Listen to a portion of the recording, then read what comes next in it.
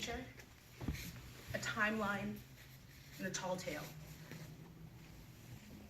My name is Melissa Bernadelle, and I, along with my co-counsel, Nicholas Uricchio, represent the defendant, Johnny Stewart. I want you to imagine a person who's not unlike the character of Sheldon Cooper from The Big Bang Theory. For those of you who don't know who that character is, he is a middle-aged man who is a giant nerd. He loves Star Wars, he loves comic books, he loves everything geek culture. But instead of having a passion for science like this character does, the person I'm talking about has a passion for teaching and for bettering the lives of his students and the soccer players he coaches. This person I'm talking about is our defendant, is our client, Johnny Stewart. Now, the prosecution has given you their version of events today.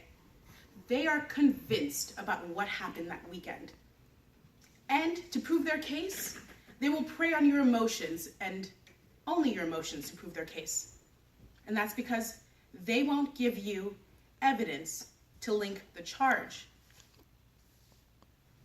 to our client.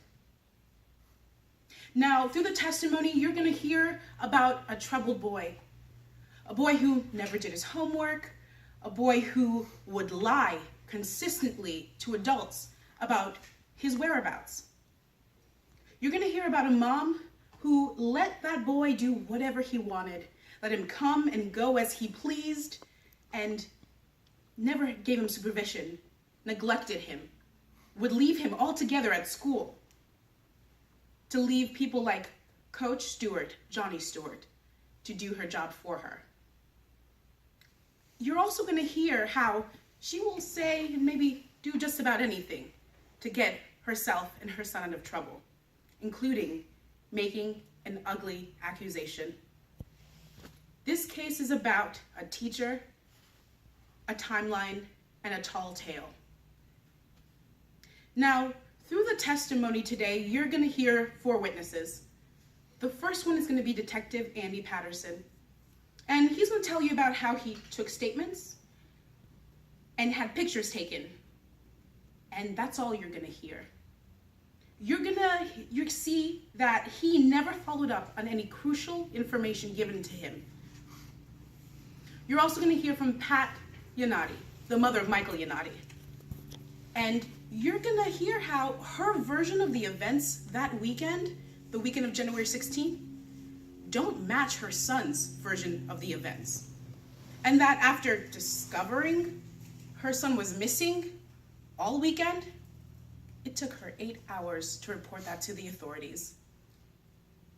You're also going to hear from Principal Adrian Wilkes, who's going to tell you about a troubled kid on the verge of expulsion. You're also going to hear him tell you that on the weekend in question, he spent time with Johnny Stewart. In fact, he watched 2 football games at a bar with Johnny Stewart. That's the same football game that Michael Yanati claimed to have watched with the defendant. Lastly, you're going to hear from Johnny Stewart himself. You're going to hear how on that weekend, he gave Michael a ride home, and that once again his mother abandoned him at school. And on that weekend he played video games, he ate, he had a great time, and he never wanted to go home. He never wanted to go back to he didn't want to go to an empty, lonely house.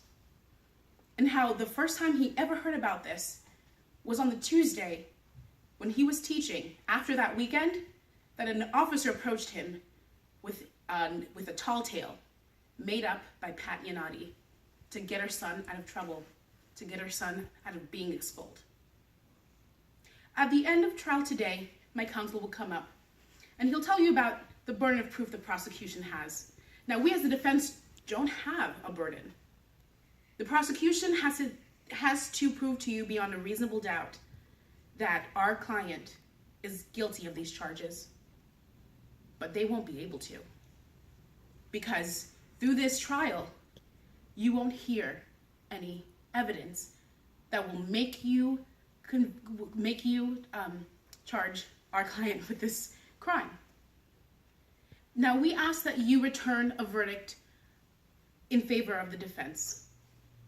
Because when you add up a good teacher, a bad timeline, and an ugly tall tale, the truth of that weekend becomes evident. Thank you.